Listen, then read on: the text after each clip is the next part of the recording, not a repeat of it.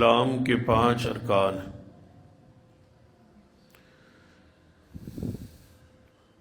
بنی الاسلام علی خمس،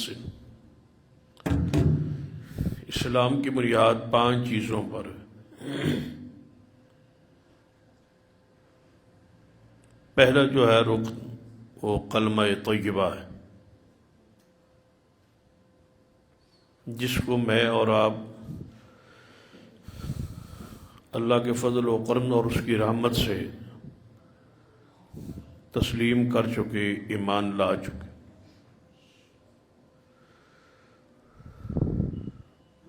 اور دوسرا اسلام کا رکن نماز ہے،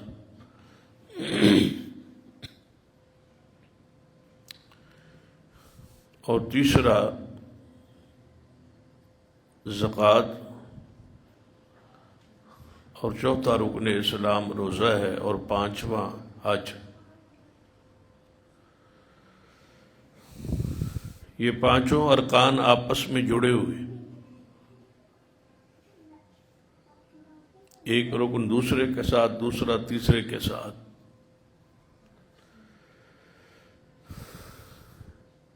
جو کلمہ طیبہ کی گواہی نہ دے اس پر نماز نہیں،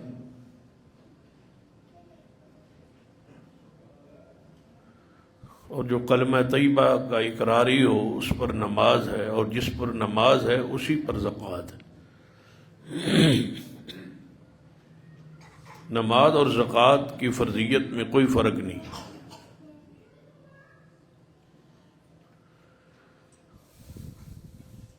نماز کی قبولیت کے لیے ضروری ہے کہ بندہ زکوٰۃ ادا کرے،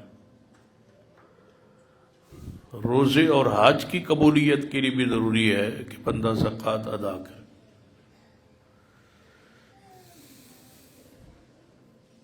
جس طرح گاڑی کھڑے کھڑے خراب ہو جاتی، چلنے کے لائق اور قابل نہیں رہتی، مکان میں رہائش نہ ہو تو مکان بوسیدہ ہو جاتا، اسی طرح جس مال سے زکوٰۃ ادا نہ ہو وہ مال متعفن بدبودار ہو جاتا، وہ مال پاک نہیں رہتا، کیونکہ زکوٰۃ کا معنی ہی ہے پاک کرنا۔ اور زکوٰۃ جو ہے آپ ذرا غور کریں تو 40 روپے میں 1 روپے، 100 روپے پہ 2.5 روپے۔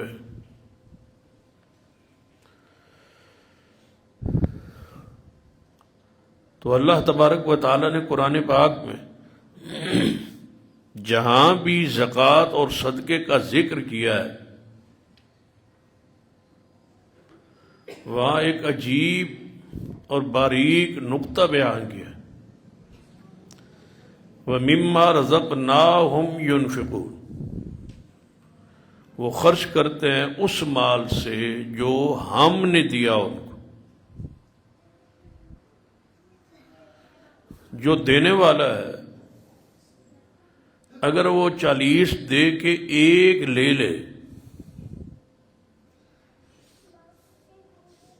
اور اس بندے سے بڑا بخیل اور کنجوس کون ہو سکتا ہے؟ لینے کا وقت آئے تو 40 لے، اور دینے کا وقت آئے تو 1 روپے اسی کے حکم اور راہ پر دینے سے انکاری ہو جائے جس نے وہ سب کچھ دیا ہے، اور پھر لے کے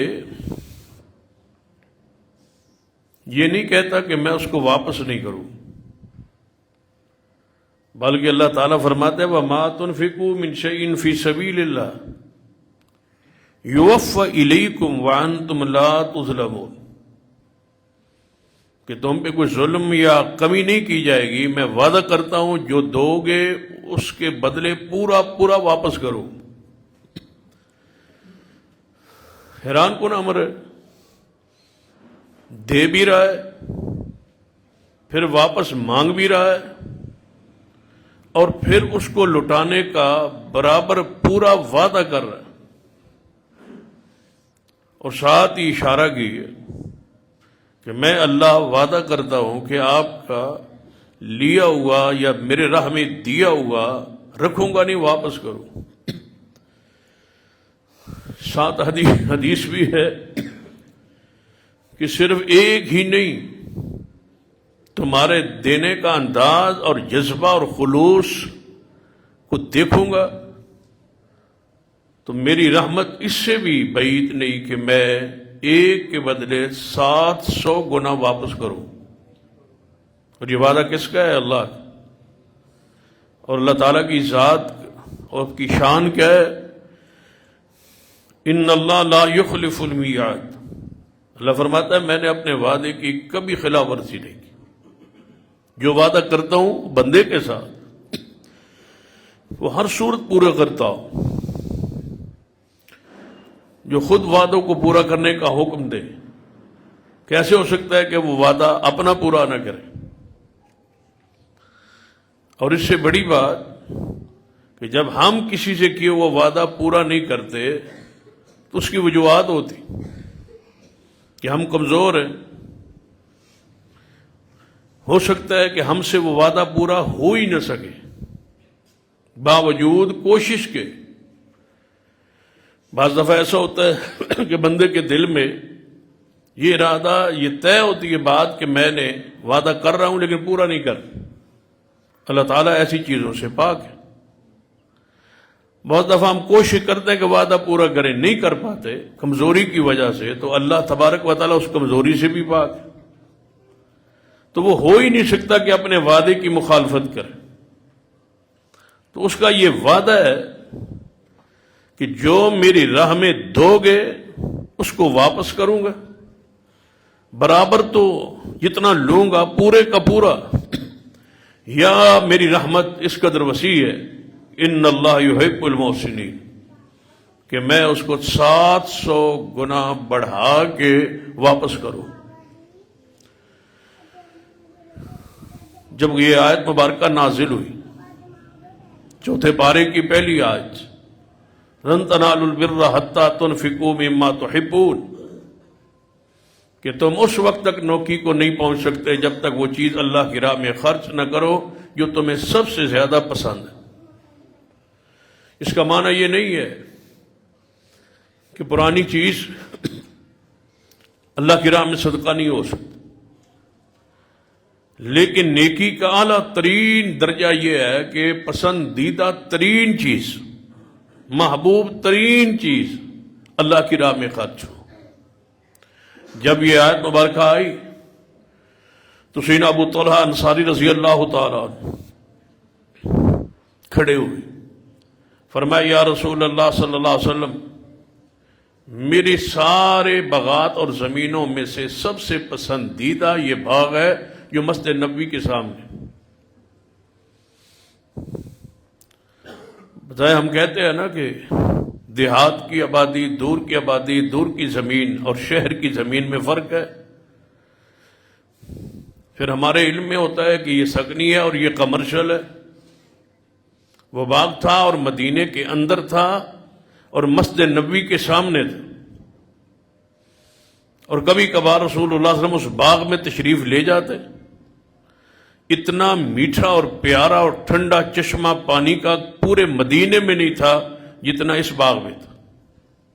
نبی علیہ الصلوۃ والسلام تشریف لے جاتے۔ کئی ایک واقعات ہیں اس باغ کے ساتھ منسلک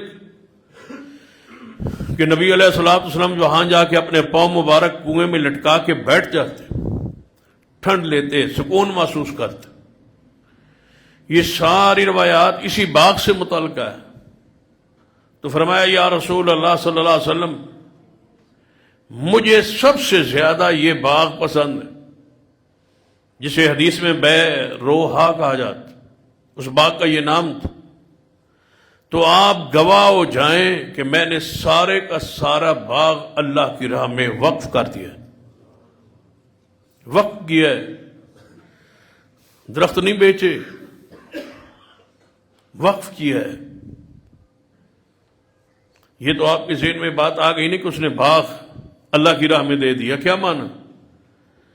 کہ اس سال کا یا اس وقت جو پھل پکا ہوا تھا اس کا پھل دے دیا؟ نہیں، یا درخت کاٹ دیے، نہیں، باغ کھجوروں کا ہے نا، تو باغ کو وقف کر دیا۔ کیا مانا کہ آج کے بعد یہ میری ملکیت میں نہیں، یہ باغ بیت المال کی ملکیت، یہ باغ رہے گا، اس کی آمدن آتی رہے گی، اور ابو طلحہ انصاری کو اس کا اجر اور ثواب ملتا رہے۔ یہ وہ سنت مہجورہ ہے، یعنی یہ سنت مہجورہ ہو گئی، ہم نے سنت کو چھوڑ دیا ہے۔ سنت کیا ہے کہ مساجد اور مدارس اور اللہ کی راہ میں خرچ کرنے کے لیے وقف کو اختیار کیا ہے، جس کی آمدنی دیر پا ہو، تاکہ وہ سلسلہ چلتا رہے اور آپ کا ثواب جاری رہے۔ جیسے سیدنا عثمان رضی اللہ تعالیٰ نے اپنا کنواں خرید کے وقف کیا تھا، اور وہ باغ، وہ زمین وقف کر دی تھی، اور آج تک وہ مدینہ میں سب کچھ بدل گیا ہے۔ سیدنا عثمان کا وہ کنواں، وہ باغ اسی طرح محفوظ اور موجود ہے۔ اس کی آمدن مسجد نبوی پر خرچ ہوتی، حتیٰ کہ سیدنا عثمان کے نام کا سعودی عرب کی بینک میں اکاؤنٹ کھول دیا گیا، جو اس سے آمدن ہوتی ہے وہ جمع ہوتا رہتا، اسی سے ہوٹل بنائے گی، اسی سے مسجد نبوی کا پورا خرچ جو کروڑوں میں ہے وہ چل رہا ہے۔ یہ ہے وہ اس مسجد کا بانی عثمان رضی اللہ تعالی، جو آج تک ان کا سلسلہ جاری۔ ایسے ہی آپ دیکھ لیں حرمین شریفین کے حرم شریف کے سامنے جو بڑا ہوٹل ہے جسے مکہ ٹاور کہا جاتا ہے، اس کو ذرا غور سے جا کے دیکھیں اور پڑھیں تو لکھا ہوتا ہے کہ یہ وقف ہے للحرمین الشریفین۔ اس کی ساری کمائی مکہ اور مدینہ کے لیے وقف ہے، مسجد حرام اور مسجد نبوی کی۔ تو یہ وہ سنت ہے جو ہم نے چھوڑ دی۔ ہم یہ تو کرتے ہیں کہ ضرورت ہو تو تعاون کرتے ہیں، لیکن وقف بنانے کی کوشش نہیں کرتے۔ مسجدوں یا مدارس کی آمدنی پر ہم بیٹھ تو جاتے ہیں، اس کو خرچ تو کرتے ہیں، لیکن اس کو آگے بڑھانے کی فکر نہیں کرتے، اس کی آمدنی سے، اس کے تعاون سے وقف نہیں بناتے۔ سیدنا عمر فاروق رضی اللہ تعالی اسی آیت کے نزول کے بعد آئے، یا رسول اللہ صلی اللہ علیہ وسلم، میرے نزدیک سب سے زیادہ پسندیدہ خیبر کی زمین، جو غزوہ خیبر میں مال غنیمت اور مال فے میں رسول اللہ صلی اللہ علیہ وسلم کے ہاتھ آئی تھی، مجاہدین میں وہ خیبر کی زمین تقسیم ہوئی، جس میں بڑا معروف ایک باغ ہے جسے باغ فدق کہا جاتا ہے۔ فدق ایک بستی کا نام تھا جہاں یہ باغ، تو وہ رسول اللہ صلی اللہ علیہ وسلم کے حصے میں آیا تھا، اور نبی علیہ الصلوۃ والسلام اس سے اپنے گھر کے اخراجات چلاتے تھے۔ وہ وقف تھا کس کے لیے؟ رسول اللہ صلی اللہ علیہ وسلم کے لیے۔ کیا مانا؟ رسول اللہ صلی اللہ علیہ وسلم بحیثیت رسول، بحیثیت امام وقت مدینہ میں موجود ہے، آپ کے گھر کے اخراجات چلانے کے لیے اللہ نے فدق کی پوری زمین رسول اللہ کے حصے میں کر دی۔ نبی علیہ السلام کے اخراجات اسی سے چلتے تھے، فدق کی جتنی آمدنی ہوتی، نبی علیہ السلام نے یہودیوں سے معاہدہ کر لیا خیبر میں کہ یہ فدق کی جو زمین ہے ہماری، یہ آپ بیجیں گے، آپ بوئیں گے، سال کے بعد ہم آئیں گے، جتنا ہمارا حصہ ہوگا مزارعت پر، حصے پر رسول اللہ صلی اللہ علیہ وسلم نے وقت دے دی تھی، اور نبی علیہ السلام کے سارے اخراجات اس سے چلتے تھے، آپ کے بھی اور آپ کے گھر والوں کے، اہل بیت کے بھی۔ سیدنا عباس کی ساری آل اسی سے کھاتی تھی، سیدنا جعفر رضی اللہ تعالیٰ کی ساری آل اسی سے کھاتی تھی، سیدنا عقیل کی ساری آل اولاد اسی سے کھاتی تھی، رسول اللہ کی اپنی ازواج مطہرات اسی سے باغ فدق سے گزارا ہوتا۔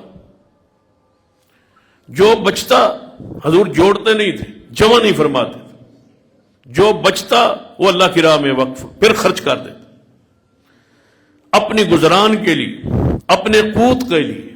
اب دعا کیا کرتے تھے کہ اے اللہ مجھے اور میرے گھر والوں کو اتنا دے جس سے ہمارا گزارا ہو سکے، اس سے زیادہ باقی سارا اللہ کی راہ میں وقف ہوتا۔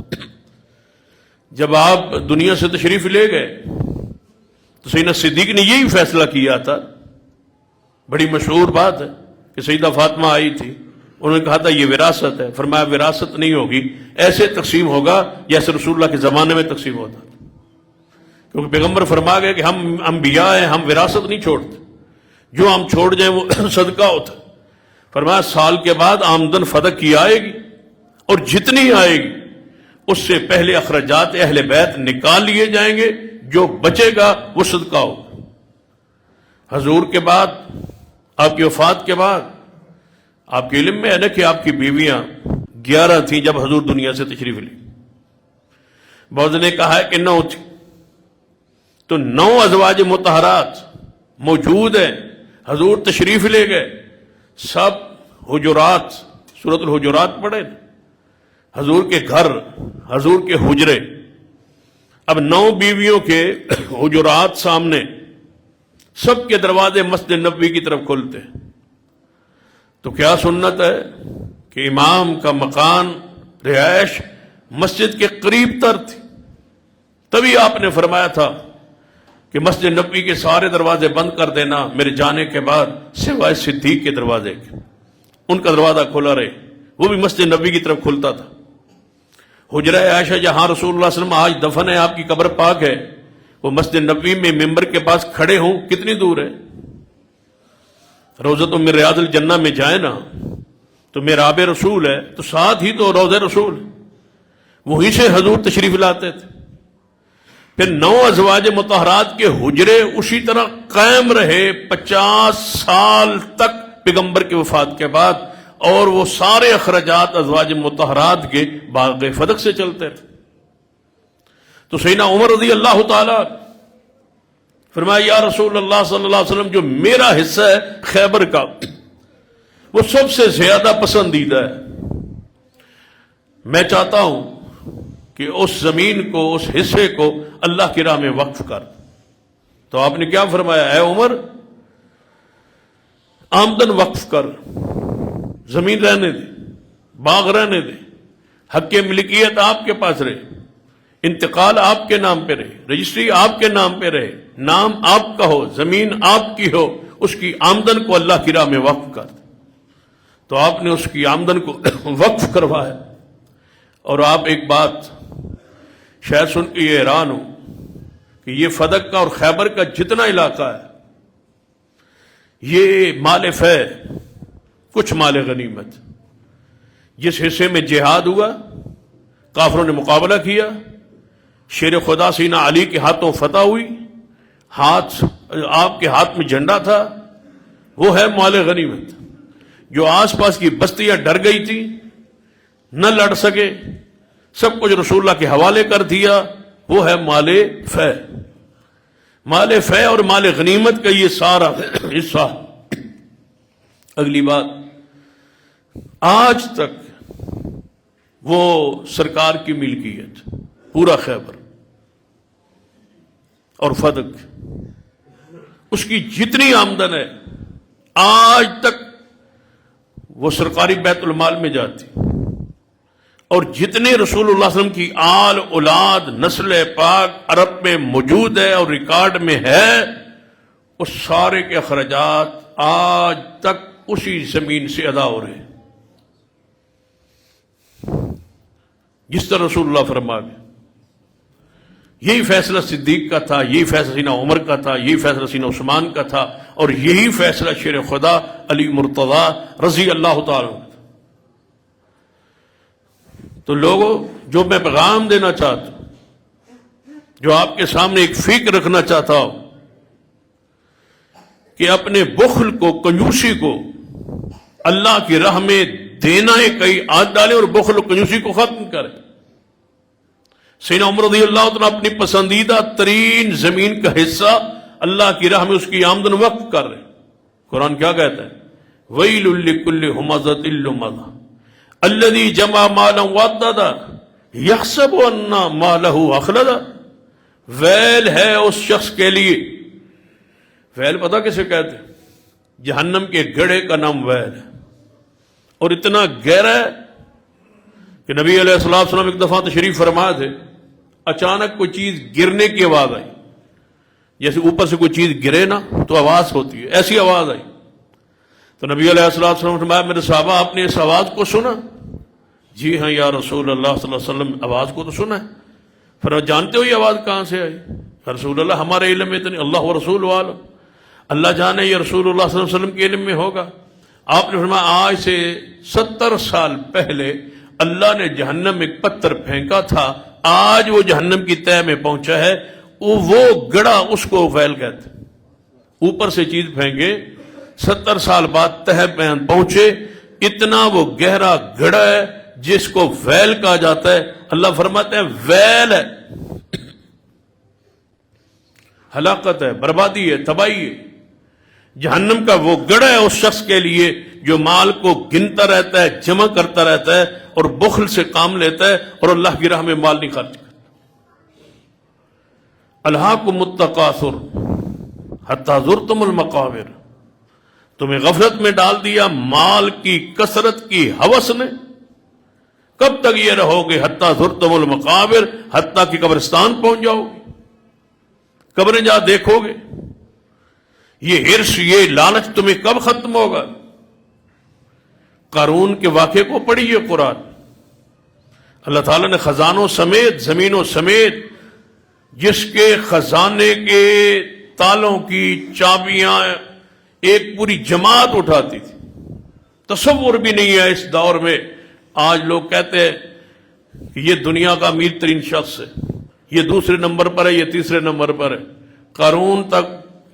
قارون جیسا مالدار دنیا میں آیا ہی کوئی، جس کے خزانے کمروں کے اندر جن خزانے موجود تھے ان کمروں کے تالوں کی چابیاں اونٹوں کی جماعت اٹھاتی. کوئی ایسا بتائیں امیر ترین آدمی. لیکن اللہ نے زمین میں دھنسا دی، مال نہیں بچاتا. مال اللہ کی راہ میں دے کے آپ جہنم سے بچ سکتے ہیں.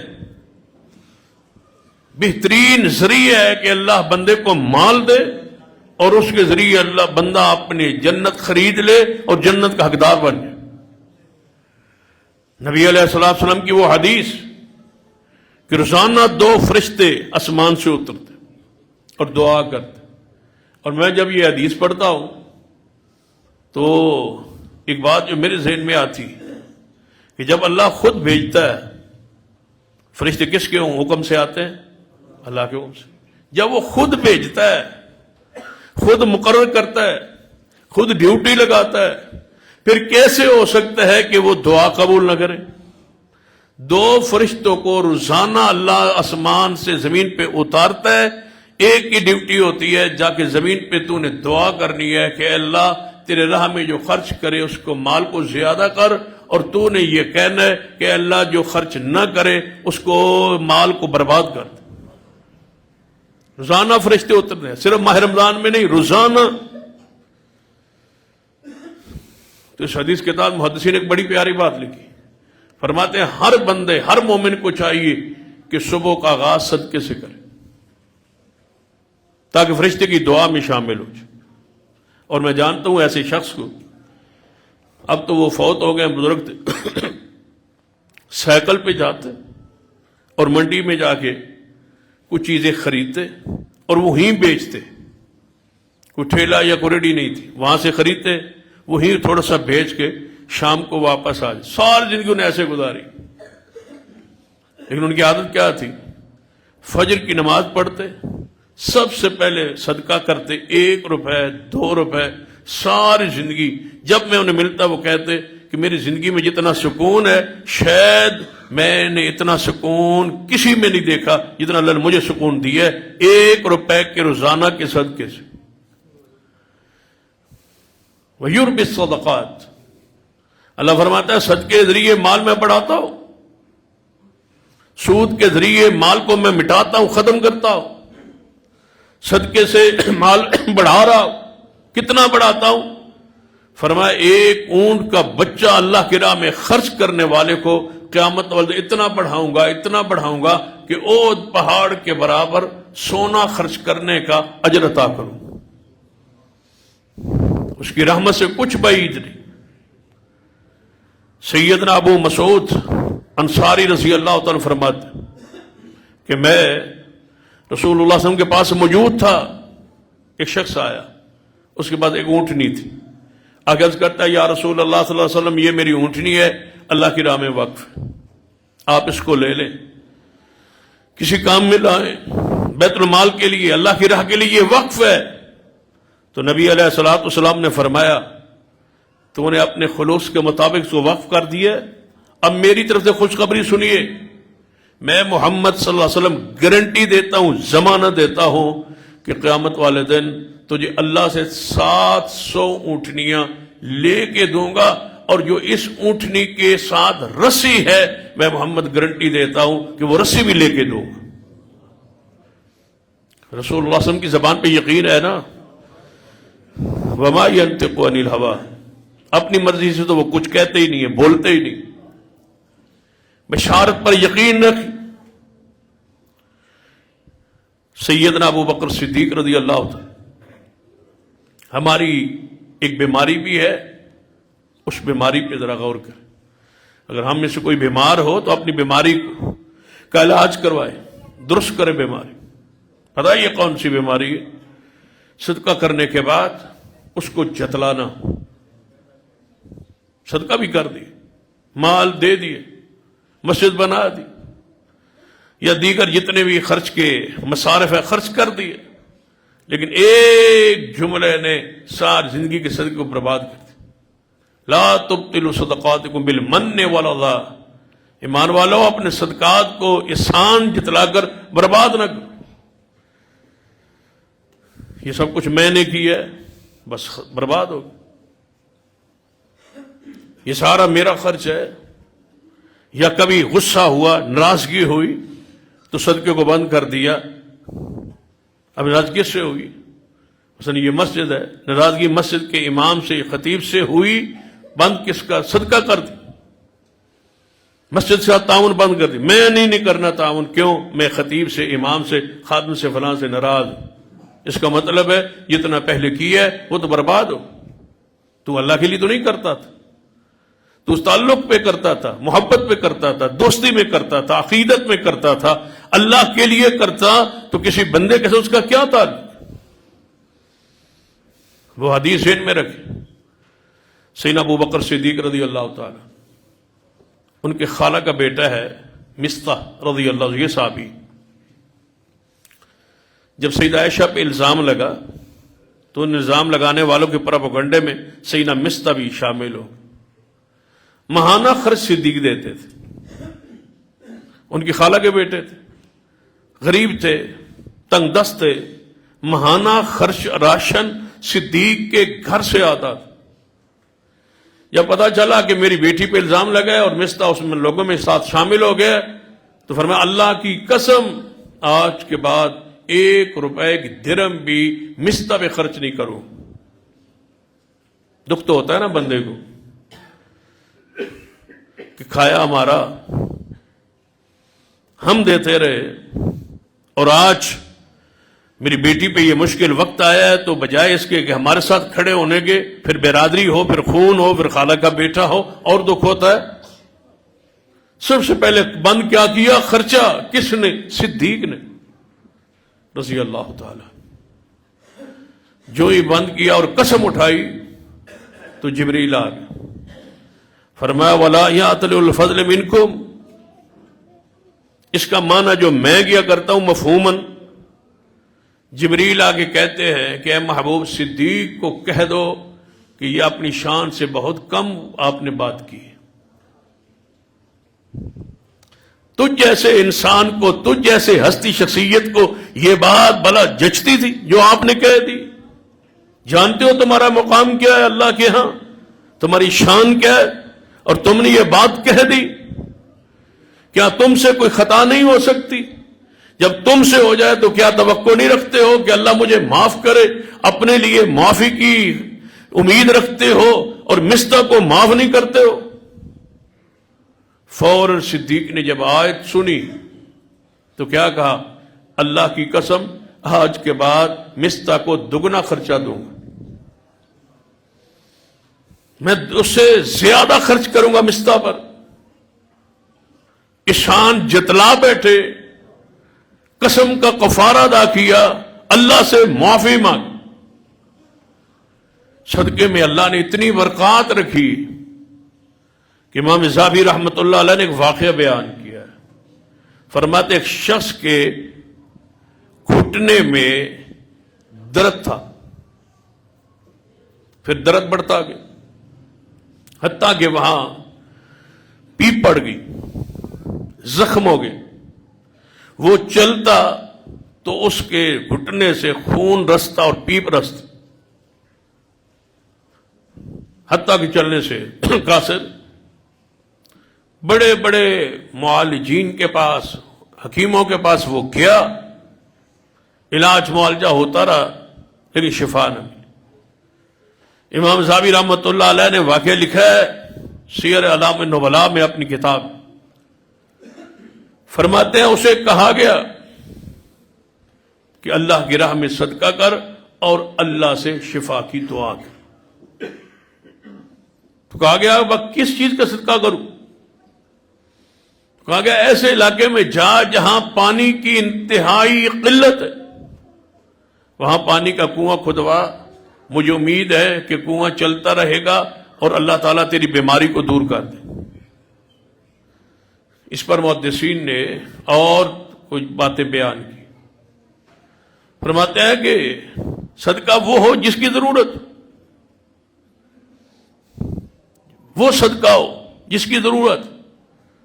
مثلا یہاں پانی کی قلت نہیں ہے اور بندہ کہے کہ نہیں میں نے یہی کرنا ہے، نہیں، جس چیز کی جہاں ضرورت ہو۔ اگر مریض کو دوائی کی ضرورت ہے تو وہ دے، کپڑے کی ضرورت ہے وہ دے، کسی علاقے میں مسجد کی ضرورت ہے وہ دے، کسی علاقے میں مدرسے کی ضرورت ہے وہ دے، جس چیز کی جس علاقے میں ضرورت ہے وہ دے۔ تو اس نے کنواں کھدوایا، تو کہتے ہیں جب کنویں سے پانی نکلا اور لوگوں نے پینا شروع کیا، ادھر پانی پی رہے تھے، اللہ نے اس کے گھٹنے کو ایسی شفا بخشی بغیر دوائی کے، اللہ نے صدقے کی برکت سے شفا عطا فرمائی۔ ہم نے سمجھا ہے کہ شاید صرف علاج معالجے دوائی سے ہی شفا ہے، صدقے کو اپنے لیے علاج بنائے، دوائی بنائے، اس سے اپنے آپ کو اللہ تعالیٰ سے امید رکھے کہ اللہ تعالیٰ تمہیں صدقے سے بھی شفا دینے پر قادر ہے۔ ایک حدیث ہے، اس کو ذرا ذہن میں وہ رکھے، بڑی مشہور حدیث ہے نا۔ ایک شخص نے کتے کو پانی پلایا تھا تو اللہ نے اس کے سارے گناہوں کو معاف کر دیا تھا، تو یہ ایک صدقہ ہے نا، جانور پہ رحم کی۔ وہ بندے کو سب پانی پلا رہا ہے، اللہ نے کینسر جیسی بیماری، موذی بیماری سے شفا بخش۔ اس نے کتے کو پانی پلایا، اللہ نے اس کی زندگی کے سارے گناہوں کو معاف کر دیا۔ ایک حدیث ہے، ایک شخص فوت ہوا، اللہ تعالیٰ کے ہاں پہنچا تو اللہ تعالیٰ نے اس سے پوچھا کہ اے میرے بندے، تیرے ہاں کوئی نیکی جو دنیا میں رہ کے تو نے نیکی کی ہو وہ بتلا۔ تو اس نے کہا یا اللہ، اور نیکی تو میرے کوئی ذہن میں ایسی بات یادداشت میں نہیں ہے، لیکن ایک کام میں دنیا میں رہ کے کیا کرتا تھا کہ میرے کاروباری لین دین معاملات تھے، جس کو میں قرض دیتا تو جب وہ مقروض قرضے کا وعدہ آتا تو میں اس کے پاس بندہ بھیجتا اور ساتھ اس بندے کو سمجھاتا کہ اگر اس کے پاس استطاعت، طاقت یا اس کے پاس پیسے دینے کے لیے نہ ہو تو تنگ نہ کرنا، اس کو مہلت دے دینا، ہو سکتا ہے اللہ ہم پر آسانی فرمائے۔ تو یا اللہ یہ میں کرتا تھا، مقروض کو مہلت دے دیتا. بھائی آپ نے قرض لینا ہے تو جس سے لینا ہے اس کی طاقت کو بھی دیکھے. ٹھیک ہے اسے غلطی ہو گئی یا خطا ہو گئی یا کمی ہو گئی، وہ آپ سے لے بیٹھ.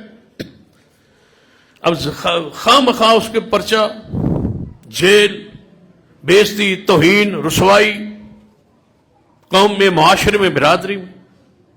بھائی مہلت دے، اس کی طاقت کو دیکھے.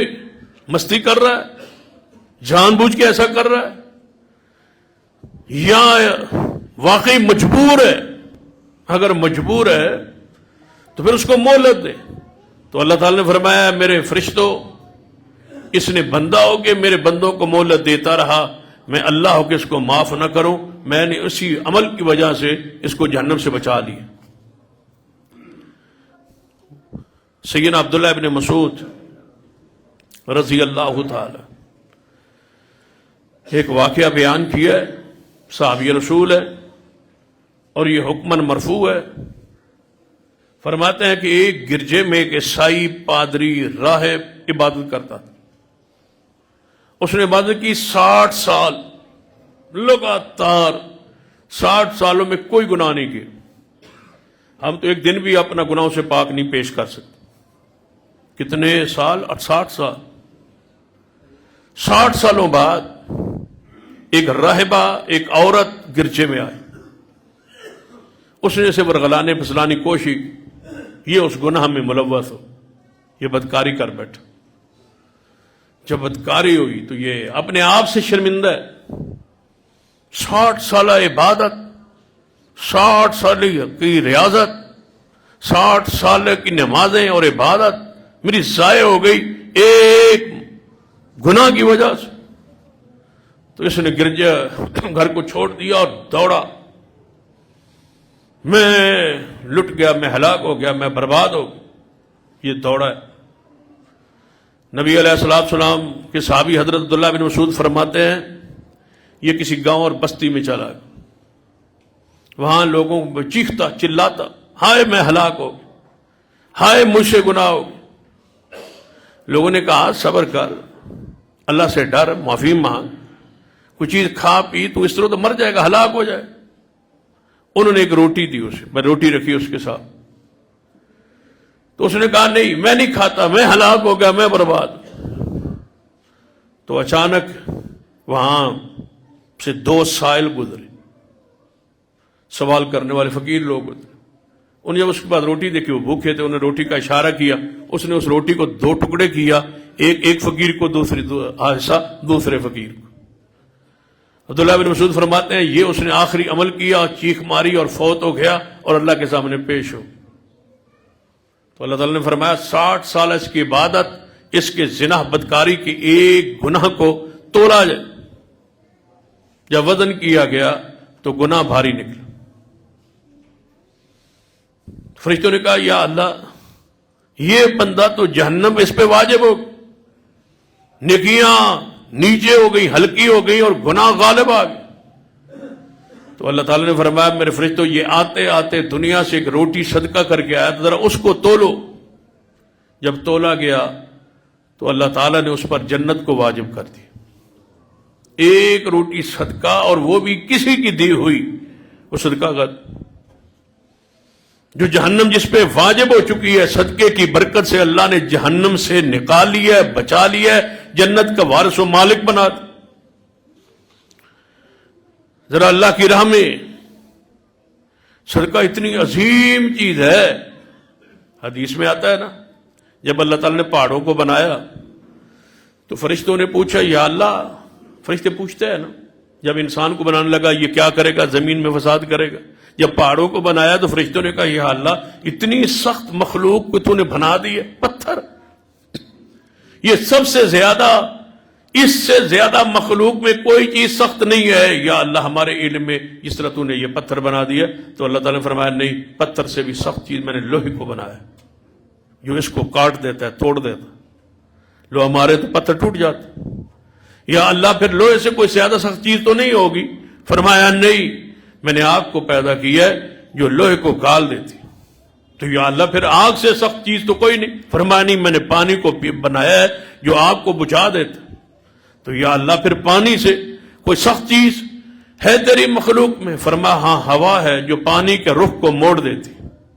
تو یا اللہ پھر ہوا سے کوئی سخت چیز؟ فرمایا میں نے بندے مومن کے صدقے کو بنایا ہے جو آتی ہوئی مصیبت کو بھی ٹال دیتا.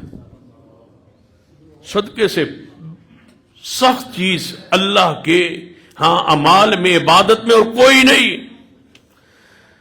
ایک حدیث میں آتا ہے، نبی صلی اللہ علیہ وسلم فرمایا جب ایک بندہ اللہ کے سامنے کھڑا ہو، اس حدیث پہ آپ نے ذرا غور کرنا ہے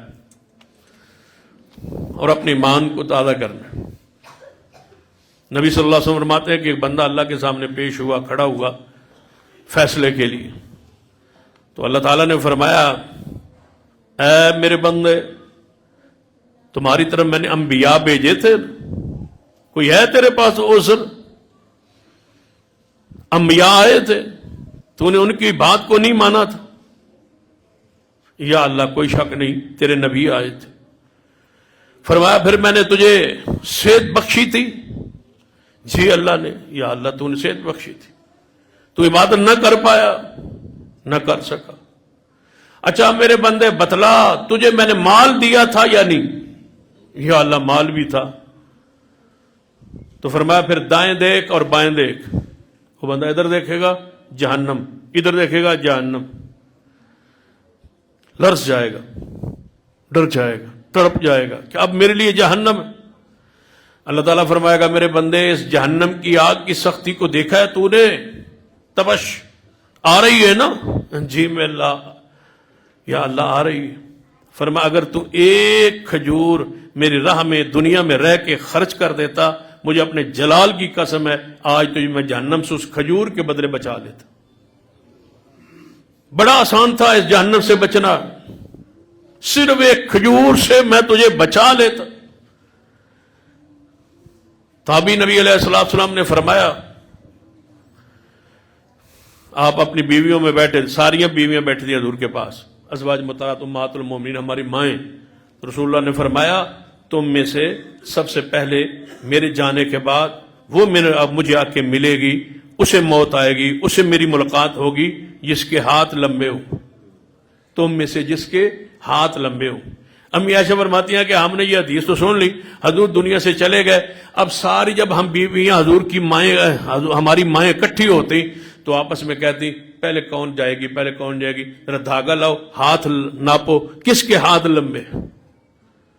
فرمایا وہ حضرت سودا کے ہاتھ لمبے تھے. اب ہم نے ذہن بنا لیا تھا کہ حضور کے جانے کے بعد حضور کی بیویوں میں سے پہلے سودا جائے گی دنیا کی. لیکن اللہ کا امر ایسا ہوا، وہ سیدہ زینب فوت ہوئی. جب سیدہ زینب فوت ہوئی تو ہم سمجھ گئے کہ رسول اللہ صلی اللہ علیہ وسلم سے اس حدیث سے مراد ہاتھوں کی صرف لمبائی نہیں تھی، اس سے مراد صدقہ تھا، کیونکہ وہ ہم میں سے سب سے زیادہ صدقہ کرنے والی تھی. اور پتہ ہے سیدہ زینب صدقہ کرتی تھی، ام المومنین کام کیا کرتی تھی؟ گھر بیٹھ کے کھجوروں کے پتوں سے بان بناتی تھی، یہ چارپائیوں کا جو بان ہے، اپنے ہاتھ سے، اور جتنی کمائی ہوتی وہ اللہ کی راہ میں خرچ کر دیتی. جو ملتا اس سے حساب مات الانسان. صحیح مسلم کی حدیث ہے، نبی صلی اللہ علیہ وسلم فرماتے ہیں جب بندہ دنیا سے جاتا ہے اس کے سارے اعمال ختم ہو جاتے ہیں مگر 3 جاری رہتے. جاری اعمال کرو. پہلا عمل صدقہ جاریہ، جو خود صدقہ جاریہ کر جائے. جاریہ صدقہ کیا ہے؟ کوئی ایسا صدقہ جو جاری. اس کی مثال دیتا ہوں، مسجد نبوی کی جگہ کس نے خریدی؟ سینا عثمان نے. اب مسجد نبوی جتنی بڑی ہو جائے، حضور کے زمانے میں جتنا مدینہ تھا نا سارا، آج وہ مسجد نبوی ہے. اور جو آج مدینہ ہے قیامت سے پہلے پہلے یہ سارا مسجد نبوی ہوگا. ایک روایت میں آتا ہے کہ قیامت سے پہلے مسجد نبوی اتنی بڑی ہو جائے گی کہ اس کی آخری صف اود پہاڑ تک پہنچ جائے گی. لیکن سب جتنی بھی بڑھ جائے، ثواب کس کے کھاتے میں؟ جو بانی. اور یا علم چھوڑ جائے جس سے دنیا فائدہ اٹھا. علم سے مراد قرآن و حدیث ہے. قرآن اور حدیث، وہ علم جس سے فائدہ ہو دنیا میں اور آخرت، وہ علم جو چھوڑ جائے. بتائیں مسجد اور مدرسے سے بڑھ کے علم نافع کہاں ہے؟ علم نافع قرآن کا علم ہے، حدیث کا علم ہے، وہ چھوڑیں. یہ مصحف قرآن پاک پر موجود ہے، ان کو چھاپیں، کتابوں کو چھاپیں، حدیث کو چھاپیں، حدیث کو تقسیم کریں تاکہ یہ علم پڑھا جائے. خود لائق ہیں، قابل ہیں تو پڑھا جائے. آخر کی طرف آتا ہوں. اود پہاڑ کے بارے میں ایک حدیث ہے، وہ سن. نبی صلی اللہ علیہ وسلم فرماتے ہیں کہ میرا جی چاہتا ہے کہ میں اللہ سے دعا کروں اللہ تعالیٰ میرے لیے اود پہاڑ کو سونا بنا دے. میں یہ چاہتا ہوں، میرے دل کی خواہش ہے. صحابہ بڑے متوجہ ہوئے کہ حضور کی خواہش کیسی ہے کہ اود پہاڑ سونا بن. فرمایا میرے صحابہ پتہ ہے پھر اگر اود پہاڑ میری دعا پہ سونا بن جائے تو میں پھر کروں گا کیا؟ یا رسول اللہ بتائیں. فرمایا تیسرے دن کے سورج غروب ہونے سے پہلے سارا سونا اللہ کی راہ میں خرچ کر دو. تھوڑا سا رکھوں گا، باقی سارا خرچ کر دوں گا، تھوڑا سا رکھوں گا. اب صحابہ پھر متوجہ ہوئے وہ تھوڑا سا کس کے لیے رکھنا ہے؟ یا رسول اللہ وہ تھوڑا کس کے لیے رکھیں گے؟ فرمایا وہ میں جب بانٹ رہا ہوں، تقسیم کر رہا ہوں تو کوئی شخص آ کے میرے کان میں کہہ دے کہ یا رسول اللہ صلی اللہ علیہ وسلم آپ اتنا سونا بن گیا ہے اود پہاڑ اور آپ اللہ کی راہ میں خرچ کر رہے ہیں. ایک بندہ ہے جو مدینے میں نہیں ہے، مدینے کا ہے لیکن مدینے میں نہیں ہے، بہر سفر پہ گیا ہوا ہے، وہ بیچارہ مقروض ہے، اس کے لیے کوئی تھوڑا سا رکھ لیں تو میں اس کے لیے رکھ لوں گا، باقی میں سارا اللہ کی راہ میں خرچ کر دوں. سیدہ خدیجہ نے کیا فرمایا جب حضور پر پہلی دفعہ وحی آئی تھی؟ تحمل القلہ. آپ جیسی ہستی پریشان ہوگی یا رسول اللہ یہ نہیں ہو سکتا، آپ تو لوگوں کو بوجھ اٹھاتے. لوگوں کا بوجھ اٹھانے کا کیا معنی ہے؟ ایک صحابی آیا یا رسول اللہ سے مجھ پہ قرض ہے، میرے ساتھ میری مدد کر دیجیے. تو نبی علیہ السلام نے کیا فرمایا کہ فلاں شخص کے پاس جا، اسے کہے میرے پاس بھی کچھ نہیں ہے، اس کے پاس جا، اس سے میرے نام پہ لے لے، میں محمد اس کا تیرا قرض ادا کر دوں گا. جب میرے پاس آئیں گے تو میں ادا کروں گا. لوگوں کو قرض دے کے رسول اللہ صدقہ کر رہے ہیں، قرض اٹھا کے لوگوں کا قرض اتار رہے ہیں، اپنے پہ قرض چڑھا رہے ہیں. وَتَقْسِمُ الْمَعْدُومَ. آپ کیسے پریشان ہوں میں یا رسول اللہ صلی اللہ علیہ وسلم، آپ تو لوگوں کو کما کے دیتے، اپنے لیے کمانا کمال نہیں ہے. کبھی آپ دیکھیں نا حیوانوں کے کھرلی پہ سارے جب چارہ کھا رہے ہوتے ہیں، دیکھیں حیوانوں کو، ہر بھینس کی ہر گائے کی عادت ہوتی ہے کہ دوسری گائے نہ کھائے اور میں کھاؤں. مومن وہ ہوتا ہے جو خود نہ کھائے اور دوسروں کو کھلائے. یہی فرق ہے حیوان اور انسان میں. اپنے لیے سب کچھ بنا لینا کوئی کمال نہیں ہے، یہ سارے بناتے ہیں، حیوان بھی بناتے ہیں. کمال تو یہ ہے کہ دوسروں کے لیے وَتَقْسِمُ الْمَعْدُومَ، آپ دوسروں کے لیے کماتے ہیں. دوسروں کے لیے کمانا یہ کمال ہے.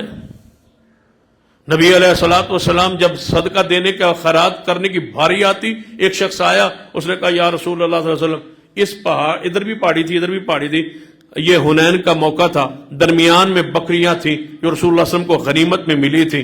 تو آپ سے کہنے لگا یا رسول اللہ صلی اللہ علیہ وسلم، نیا نیا آج مسلمان ہوا، اسلام میں داخل ہوا ہے، کہتا ہے یا رسول اللہ یہ ساری بکریاں سینکڑوں میں تھیں، یہ مجھے دے سکتے ہیں آپ؟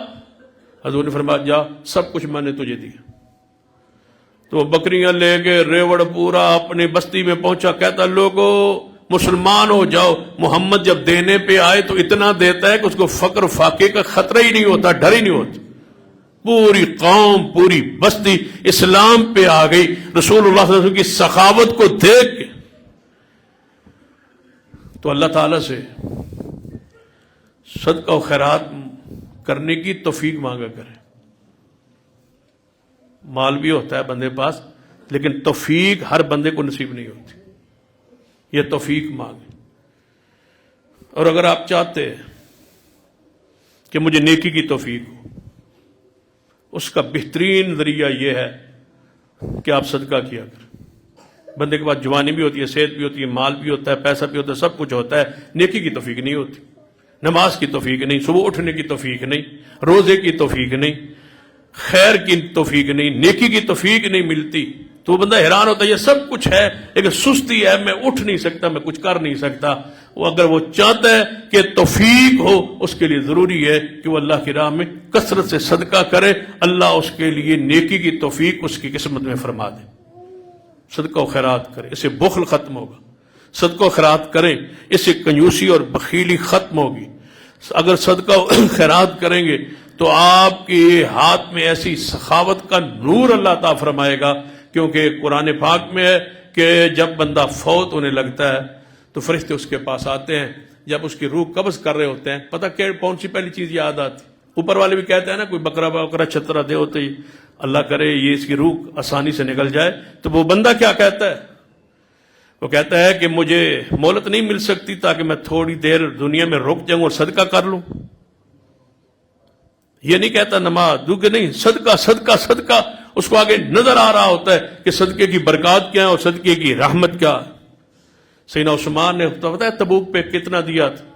بڑے بڑے لوگ صدقہ کرنے والے ہیں لیکن عثمان سے بڑھ کر کوئی نہیں۔ سیدنا ابو بکر گئے تھے، گھر کا سارا سامان لائے تھے، سیدنا عمر گئے تھے، گھر کا آدھا سامان لائے تھے۔ جب عثمان کی باری آئی تو رسول اللہ صلی اللہ علیہ وسلم نے فرمایا عثمان، اس طرح حضور ممبر پہ کھڑے تھے، سامنے سیدنا عثمان اجتماع کے صحابہ کے درمیان بیٹھے تھے۔ حضور نے جب سیدنا صدیق کا سامان آیا، کیا لائے ہو؟ گھر کا سارا سامان لائے۔ عمر کیا لائے ہو؟ گھر کا آدھا سامان لائے۔ سب کچھ دیکھ کے 32,000 صحابہ کی جنگ غزوہ تبوک کے سفر کی تیاری تھی اور بہت زیادہ سواری اور مال چاہیے تھا۔ رسول اللہ صلی اللہ علیہ وسلم نے فرمایا عثمان، سارا صدیق کے گھر کا سامان بھی آ گیا، عمر کے گھر کا آدھا سامان آ گیا، لیکن ابھی تک جو ہمیں چاہیے وہ پورا نہیں ہوا، آپ کچھ دیں۔ یا رسول اللہ صلی اللہ علیہ وسلم، میرے اونٹ آ رہے ہیں، شام کی طرف گئے ہوئے ہیں، سامان تجارت لے کے، غلہ لے کے آ رہے ہیں، جب مدینے میں داخل ہوں گے تو پورے اونٹوں کی قطاروں میں سے 700 اونٹ اس طرح لدے لدائے میں پیش کرتا ہوں۔ 700 قیمت وہی ہے اونٹ کی جو اس وقت تھی، آج بھی وہی ہے۔ اگر اس وقت 100 درہم تھی تو 100 درہم ایسے ہی تھا جیسے آج 5، 7، 10 لاکھ ہے جیسے اونٹ کی قیمت۔ اس کو ذرا ضرب تقسیم کریں، پھر 700 اونٹ ہو اور 5 لاکھ ایک اونٹ کی قیمت ہو، صدقہ ذرا ضرب تقسیم کر کے فیصلہ کرے۔ فرمایا عثمان اور چاہیے، کچھ گھوڑے چاہیے، اونٹ ٹھیک ہے، گھوڑے چاہیے۔ یا رسول اللہ 300 گھوڑے لے لیں۔ فرمایا کچھ نقدی بھی چاہیے، خوراک کے لیے، راشن کے لیے۔ تو گھر گئے، سونے اور چاندی کے سکے اور جھولی میں اٹھا کے آ کے رسول اللہ صلی اللہ علیہ وسلم کے سامنے پیش کر دیے۔ پھر حضور ممبر پہ نہیں کھڑے رہ سکے، یہ ہے سخاوت عثمان۔ حضور ممبر سے نیچے اتر آئے، صفوں کو چیرتے ہوئے، یہ بھی کیسے عثمان کو آگے بھیج دیں، عثمان آپ آگے آ جائیں، ادھر میرے ساتھ بیٹھ جائیں، آپ نے کمال کر دیا۔ نہیں، رسول اللہ خود ممبر سے نیچے اترے، صفوں کو چیرتے ہوئے جا کے عثمان کے پاس پہنچے جہاں بیٹھے تھے۔ پھر عثمان کھڑے ہو گئے، حضور راستے میں پتہ کیا کہہ رہے ہیں؟ قط یا عثمان، قط یا عثمان، بس کر عثمان، بس کر عثمان، بس کر عثمان۔ جا کے عثمان کو جفی ڈال دی اور فرمایا معذر عثمان ما مل بعد اليوم، آج کے بعد تیرا جو دل کرے وہ کرتا رہے، تجھ پہ جنت واجب ہوگی۔ یہ شرف، یہ مقام اس صدقے کی برکت سے۔ اللہ سے دعا ہے اللہ ہمارے بخل کو، کنجوسی کو ختم کر کے ہمارے دلوں میں وہ وسعت، وہ خیر پیدا کرے۔ اللہ ہمیں وہ توفیق دے کہ اللہ کی راہ میں زیادہ سے زیادہ مال خرچ کرے۔ اقول قولی ھذا واستغفر اللہ لی ولکم ولسائر المسلمین وآخر دعوایا الحمدللہ۔